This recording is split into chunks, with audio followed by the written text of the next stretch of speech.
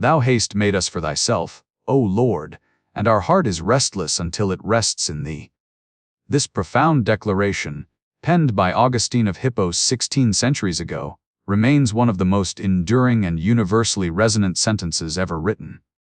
It speaks to a fundamental, aching truth about the human condition, a truth that echoes just as loudly today in our fast-paced, technologically driven world as it did in the twilight of the Roman Empire.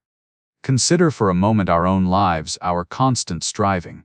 We chase careers, accumulate possessions, pursue fleeting pleasures, and seek validation in the endless scroll of social media. We work tirelessly for success, comfort, and recognition, often to the point of exhaustion. Yet, for countless individuals, an underlying dissatisfaction persists. We feel a nagging emptiness, a pervasive sense of burnout, a relentless searching for something just beyond our grasp. Perhaps you felt it, that deep restlessness, that yearning for a lasting peace that worldly achievements, however grand, somehow fail to provide. This isn't a new phenomenon, it is a timeless human experience, a spiritual hunger. Augustine lived in a world vastly different from ours, yet surprisingly similar in its core human anxieties. The Roman Empire, then in its decline, was a melting pot of cultures, philosophies, and religions.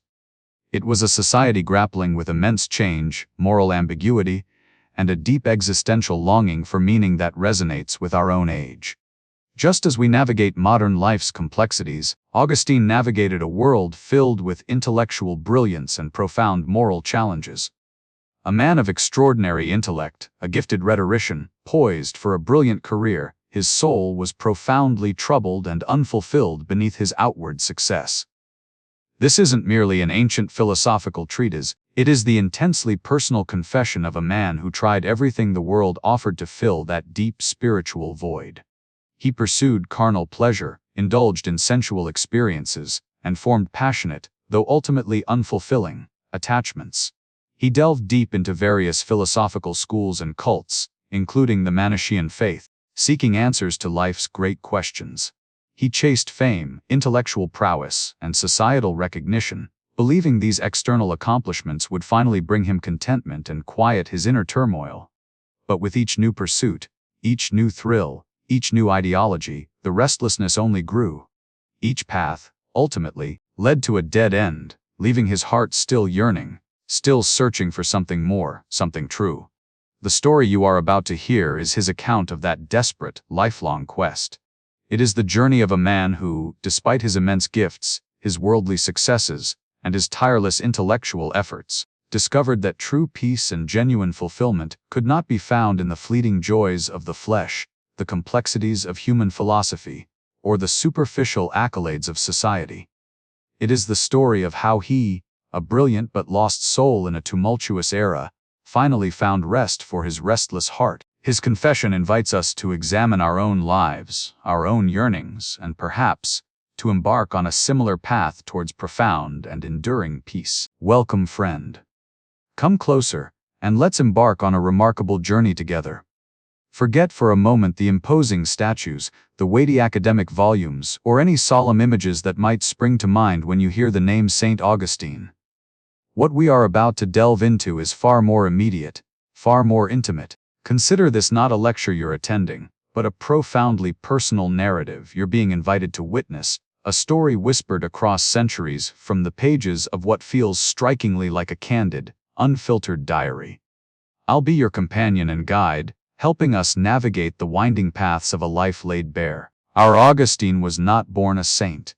He was born Aurelius Augustinus, a brilliant, spirited young man in the bustling Roman province of Thagaste in 4th century North Africa. Imagine a world rich with rhetoric and philosophy, yet also fraught with human temptation and the allure of worldly success. This was his state. Far from the serene figure often depicted, he was an intellectual powerhouse with a restless heart, driven by intense passions and a burning ambition to make his mark. He pursued knowledge with fervor, yes, but also worldly pleasures with equal intensity. He wrestled with profound doubts, struggled with deep-seated desires, and navigated complex relationships, much like any of us grappling with the challenges of early adulthood and professional life. His was a life filled with human frailty, marked by intellectual pride, and a constant, often painful, search for meaning in a world that offered many fleeting answers but little lasting satisfaction. His story is not just a historical account, it is a testament to the messy, often contradictory, and deeply relatable path of human experience. It's this man Augustine who, later in life, chose to open his soul to the world in the Confessions. He didn't write a detached autobiography, he penned a direct address, a profound and sometimes agonizing conversation with God, and by extension, with us. He speaks with astonishing, almost shocking, candor about his early life, what he himself might have called a biography of sin. He doesn't merely acknowledge his errors, he dissects them, exposing the roots of his youthful indiscretions, his moral missteps, his academic arrogance, and the powerful, seductive hold that various philosophies and sensual pleasures had over him. He recounts his intellectual wanderings through Manichaeism and Neoplatonism, detailing the genuine search for truth that often led him down blind alleys of thought and action. The emptiness he felt, even amidst his professional triumphs as a gifted orator, echoes a universal human yearning. But this unflinching self-examination is merely the prelude to an even greater revelation. We will then journey with him through the dramatic narrative of his conversion, a pivotal, transformative moment that shook him to his core and profoundly altered his destiny. It was a turning point born from intense intellectual struggle and deep emotional agony. And finally, we will explore the subsequent chapters of his deep philosophical and spiritual awakening, witnessing how he grappled with the most fundamental questions of existence, truth, and faith. We'll see him move, step by painstaking step, from confusion to clarity, from a troubled heart to a profound sense of peace and purpose. So, as your guide through this extraordinary book, I invite you to leave behind the academic facade and prepare for an intimate encounter. This isn't merely history, it's the raw, honest, human story of a man wrestling with his own nature, seeking truth, and ultimately finding it. We're here not to dissect theological arguments in a sterile environment, but to understand how Augustine struggled, why he changed, and what it truly meant for him to confess his innermost self. It's a journey that transcends centuries, offering insights into our own struggles, transformations, and discoveries.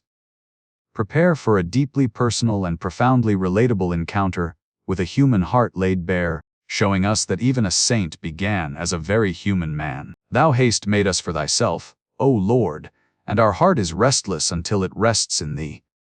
This profound declaration, penned by Augustine of Hippo 16 centuries ago, remains one of the most enduring and universally resonant sentences ever written.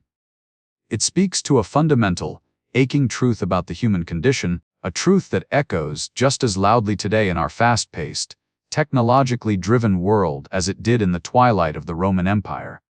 Consider for a moment our own lives, our constant striving.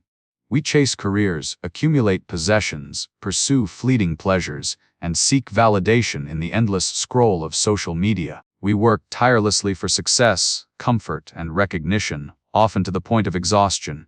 Yet, for countless individuals, an underlying dissatisfaction persists. We feel a nagging emptiness, a pervasive sense of burnout, a relentless searching for something just beyond our grasp. Perhaps you felt it, that deep restlessness, that yearning for a lasting peace that worldly achievements, however grand, somehow fail to provide. This isn't a new phenomenon, it is a timeless human experience, a spiritual hunger. Augustine lived in a world vastly different from ours, yet surprisingly similar in its core human anxieties. The Roman Empire, then in its decline, was a melting pot of cultures, philosophies, and religions. It was a society grappling with immense change, moral ambiguity, and a deep existential longing for meaning that resonates with our own age. Just as we navigate modern life's complexities, Augustine navigated a world filled with intellectual brilliance and profound moral challenges. A man of extraordinary intellect, a gifted rhetorician, poised for a brilliant career, his soul was profoundly troubled and unfulfilled beneath his outward success. This isn't merely an ancient philosophical treatise, it is the intensely personal confession of a man who tried everything the world offered to fill that deep spiritual void. He pursued carnal pleasure, indulged in sensual experiences, and formed passionate, though ultimately unfulfilling, attachments. He delved deep into various philosophical schools and cults, including the Manichaean faith, seeking answers to life's great questions. He chased fame, intellectual prowess, and societal recognition, believing these external accomplishments would finally bring him contentment and quiet his inner turmoil. But with each new pursuit, each new thrill, each new ideology, the restlessness only grew. Each path, ultimately, led to a dead end, leaving his heart still yearning, still searching for something more, something true. The story you are about to hear is his account of that desperate, lifelong quest. It is the journey of a man who, despite his immense gifts, his worldly successes, and his tireless intellectual efforts, discovered that true peace and genuine fulfillment could not be found in the fleeting joys of the flesh, the complexities of human philosophy, or the superficial accolades of society. It is the story of how he, a brilliant but lost soul in a tumultuous era, finally found rest for his restless heart. His confession invites us to examine our own lives, our own yearnings, and perhaps to embark on a similar path towards profound and enduring peace. Upon arriving in Carthage as a young man, a city infamous for its passionate distractions, I found myself plunged into a cauldron of earthly desires. My soul, then just 17, was not yet settled. I yearned for love, not divine but carnal. As I later reflected, I was truly in love with loving, a desperate seeker of affection, even if it led me down paths of ruin. I chased after the shadows of love, pursuing fleeting pleasures with an intensity that bordered on madness. It was during this time that I entered into a relationship with a woman, a companion with whom I would live for many years. Though our union was not sanctioned by marriage, it was a profound bond, and she bore me a son, Audiobook, a boy of remarkable gifts. Our lives were deeply intertwined, marked by both the fleeting joys of physical intimacy and the enduring complexities of a shared existence. Yet, beneath the surface of this life, my spirit remained restless, hungering for a truth that earthly affections could not satisfy. My intellectual journey, spurred by Cicero's Hortensius, had pointed me towards philosophy and an earnest search for wisdom. However, the sacred scriptures, in their perceived simplicity, failed to captivate my young, arrogant mind. Instead, I was drawn to the Manichaeans, a sect that promised profound truths and a rational, scientific explanation for the existence of evil. They presented a dualistic worldview, two opposing principles, one of light and good, the other of darkness and evil, eternally at war.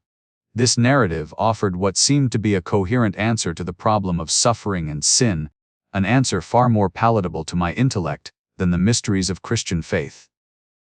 For 9 long years I embraced their teachings, believing I had found the path to understanding the universe, while inadvertently trapping myself in their intellectual snare. Yet, as time wore on, my initial enthusiasm for Manichaeism began to wane. Their explanations, particularly concerning the natural world and the movements of the stars, struck me as increasingly flimsy and inconsistent. I held out hope that their renowned bishop, Faustus, a man celebrated for his eloquence and wisdom, would be able to resolve my lingering doubts. When he finally arrived in Carthage, I eagerly sought him out, brimming with questions and expectations. My meeting with Faustus, however, proved to be a crushing disappointment. While he possessed a charming and persuasive manner of speaking, I quickly realized his knowledge was superficial. He could not answer my deeper, more scientific questions about the Manichaean cosmos, admitting his ignorance rather than offering substance. This encounter shattered my faith in the sect. Their intellectual edifice, which had seemed so robust, now crumbled before my eyes. Disillusioned, I decided it was time to leave Carthage. My reasons were ostensibly academic, a desire for students who were more disciplined and a greater freedom from the unruly behavior I had witnessed. But in truth, this move to Rome was also an escape from the Manichaean influence that had dominated my intellectual life for so long. Though I fell gravely ill upon arrival, my recovery saw me resume my teaching career. Soon after, Providence led me to Milan, where I was to encounter a figure whose intellect and faith would begin to reshape my entire understanding, Bishop Ambrose.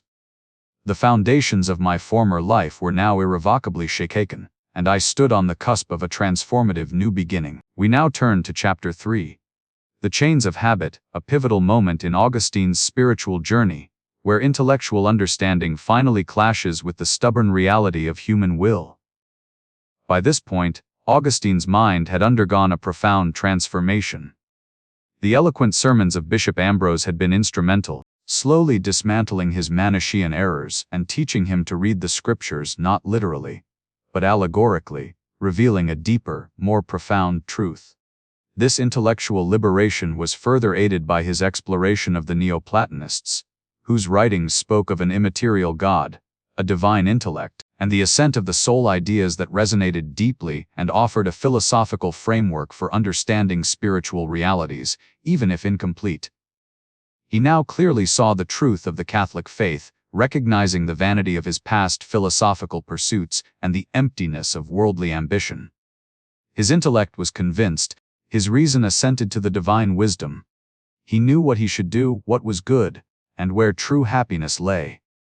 Yet, despite this newfound clarity, he found himself utterly incapable of acting upon it. The problem was no longer intellectual, but volitional, a deep-seated paralysis of the will. It's in this agonizing period that we hear Augustine utter one of his most famous and heartbreaking prayers: "Grant me chastity and continence, but not yet." This plea encapsulates the very essence of his struggle. He desired virtue, he longed for purity, but at the same time, he clung desperately to the comforts and pleasures of his established habits. It was a cry born of a soul divided against itself, a spirit yearning for liberation even as it recoiled from the sacrifice. The not yet wasn't a rejection of God's grace, but a testament to the immense power of ingrained behavior and the fear of letting go. Augustine vividly describes this internal conflict as a battle between two wills. It wasn't, he clarified, the Manichaean idea of two separate, equal substances of the good and evil within him. Rather, it was one soul, his own, torn by conflicting desires. One will desired to serve God, to embrace a life of holiness, to sever ties with his past sins. The other will, however, was a heavy, persistent drag rooted in the familiar patterns of lust, ambition, and worldly attachment that had defined his life for so long. These wills were not distinct entities operating independently, but rather different movements of the same, struggling soul. When he willed to be chaste, he also, in some deeper part, willed not to be, and this inner dissonance left him immobile. He recognized that his long-cherished habits had become like heavy chains, binding his very spirit. He had grown accustomed to the allure of illicit love, the pursuit of fleeting honors, and the endless chatter of worldly discourse. These habits, though now intellectually condemned, exerted a tyrannical power over his actions. He knew he should step forward into a new life, but these chains held him back, preventing the decisive move. It was a profound psychological paralysis, where the mind assented to the good, but the body and soul, conditioned by years of indulgence, refused to follow. He was like a man who desired to wake up but found his limbs unwilling to obey. The agony of this period was immense. He saw truth, he desired freedom, yet he could not free himself. He saw the path, but his feet would not move. He was a prisoner of his own making, his own past choices now forming an impenetrable barrier to his future. His old habits were not merely weaknesses, they were powerful forces, deeply embedded in his being, resisting every attempt at conversion. This was the raw, brutal reality of his spiritual battle, a recognition that intellectual conviction alone is insufficient without the transforming power to reshape the will and break the enduring chains of habit. His soul lay prostrate, fully aware of its bondage, yet seemingly powerless to escape. This profound insight into the paralysis of the human will, caught between knowledge of good and the pull of ingrained sin, remains a timeless and deeply resonant aspect of his confessions. My heart was heavy, overflowing with the bitterest grief, as I wept uncontrollably. It was then, amidst my cries, that I heard a voice. It seemed to come from a nearby house, the voice of a child, boy or girl. I couldn't tell, chanting, repeating the same words over and over: "Take up and read, take up and read." My face instantly changed. I stopped weeping and began to think intently. Was this some common children's game, a song they sang? I couldn't recall ever hearing such a thing before. My tears checked, I rose, interpreting this as nothing less than a divine command. I must open the book of Scripture and read the first passage my eyes fell upon. I remembered the story of Antony, how he was converted when he accidentally entered a church during the reading of the gospel. He took the words, "Go, sell whatsoever thou hast, and give to the poor, and thou shalt have treasure in heaven, and come and follow me," as a personal message from God, and by that divine instruction, he was instantly transformed.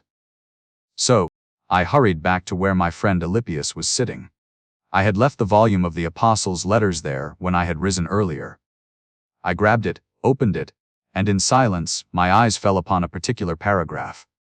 I read, "Not in rioting and drunkenness, not in chambering and wantonness, not in strife and envying, but put ye on the Lord Jesus Christ, and make not provision for the flesh, to fulfill the lusts thereof." I needed to read no further. I would not, and could not, read beyond that point. Instantly, as the sentence ended, it was as if a light of complete serenity flooded my heart. All the darkness of doubt, all the agonizing uncertainty that had plagued me, vanished completely.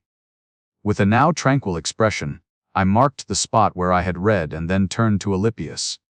I told him everything that had just happened, what had been wrought in me. What I didn't know was that something had also been stirred in him. He asked to see what I had read. I showed him the passage. He looked even further than I had, beyond where I had stopped reading. He pointed to what followed him: "That is weak in the faith receive ye." Alypius applied these words directly to himself, revealing his own deep understanding and personal struggle. These admonitions strengthened him. With a firm resolution and purpose, he too was turned towards God, embracing a new way of life that, in habits and manners, corresponded to the faith, though he had long lagged far behind me in this spiritual journey. From there, we went in to my mother, Monica. We shared with her what had occurred. She rejoiced beyond measure. As we related how it had all unfolded, she leaped for joy and triumphed, blessing God. She knew that God was able to do far more than we could ever ask or imagine. For she saw that he had granted her a greater gift concerning me than she had ever dared to beg for in her pitiful and mournful prayers. God had converted me entirely to himself, so that I no longer sought a wife, nor any other worldly hope, but now stood firmly in that rule of faith, in which he had shown me to her in a vision so many years before. Truly, God had changed her mourning into joy, a joy much more plentiful than she had desired, and by far more dear and pure than she had looked for, even in the prospect of grandchildren from my flesh. As we prepared to sail back to Africa from Ostia, a coastal town near Rome, my mother and I found ourselves one day leaning out of a window that overlooked a pleasant garden, away from the bustle of our companions. Our conversation naturally turned to the nature of true blessedness, the eternal life of the saints, and the sheer delight of after my conversion, my dear mother Monica, whose life had been a continuous prayer for my soul, remained by my side. Her joy was complete, her life's purpose fulfilled. She had witnessed her son, long lost in error, return to the faith of Christ. No longer did she need to weep over my spiritual death, for she saw me alive in spirit. Her concern now was not for my conversion, but for our shared journey towards God. She was truly a spiritual anchor, a relentless fount of grace and wisdom, tirelessly guiding me not with nagging, but with her steadfast example and profound peace. Her longing for our departure from this earthly life intensified, as if she knew divine wisdom. We spoke of what that life would be like, not through mere conjecture or human understanding, but with our souls straining towards the very source of light. We began to ascend, speaking of how the light of the sun, moon, and stars is not like that eternal light, and how even our own physical senses are but fleeting instruments. Step by step we rose higher, leaving behind the physical world and even our own souls, to touch something beyond our finite minds. We reached a place where silence was profound, where every sound of the body, every image of earth and water and air, even the heavens themselves, fell away. We touched it briefly, that eternal wisdom, that unchanging truth which neither past nor future can diminish, but simply is. It was a fleeting, yet infinitely profound moment, a glimpse into eternity where we communed with God, the Word, and His everlasting truth. Our souls stretched out and took hold of it for an instant, allowing us to taste that boundless, never-failing sweetness. Then we returned to ourselves, back to the world of words and passing thoughts, but we had been changed. We had journeyed to that highest peak of spiritual understanding, a place where all earthly desires seemed trivial. A few days later, my mother fell ill with a fever. During her illness, she spoke to my brother and me, saying, "Here will you bury your mother." When my brother expressed a desire for her to be buried in her homeland, she dismissed the thought, saying, "Nothing is far to God." She declared that her work was complete, her earthly mission accomplished. She had lived to see me a faithful servant of God, and what more could she ask for? She had only one request: that we would remember her at the altar of God, wherever we might be. 9 days after she became ill, my mother, Monica, passed away peacefully in Austria, in the 56th year of her life, and the 33rd of mine. A great sorrow poured into my heart, a profound wound from the loss of a mother who was so singularly devoted to me. Yet I fought back the tears, remembering her steadfast faith and her joyous expectation of eternity. I held myself back from outwardly weeping, for it seemed unfitting to mourn with sorrow those who die in Christ with such a confident hope of resurrection. But inwardly my heart was a tempest. My friend Alypius, ever sensitive, saw my restraint and offered comfort. We prayed, and the sacrifice of our redemption was offered for her, as she had desired. Still, I confess, the anguish persisted. It was not until the prayers were said, and the tears I had been holding back finally came, that I found some relief.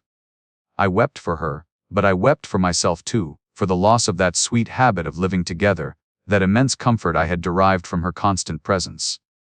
Yet, even in my grief, I found solace in the Christian perspective on mortality.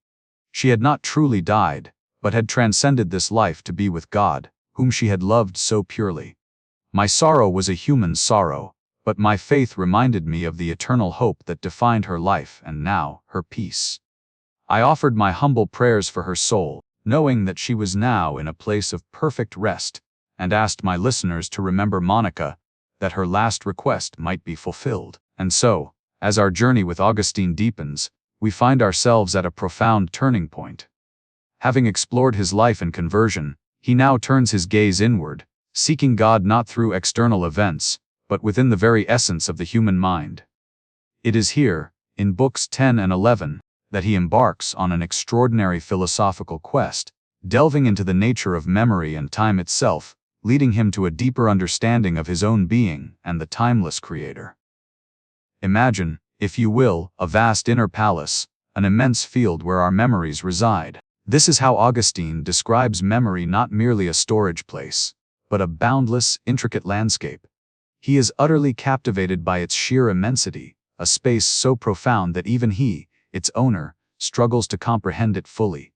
Within this expansive realm, we store countless images of things we've seen, sounds we've heard, smells we've inhaled, tastes we've savored, and textures we've touched.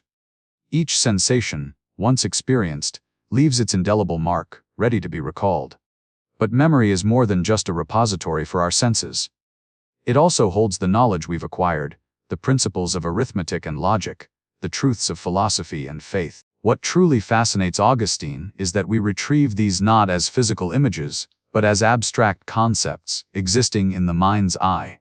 It is within these vast halls that we encounter our own experiences, our joys, our sorrows, our fears, and our aspirations.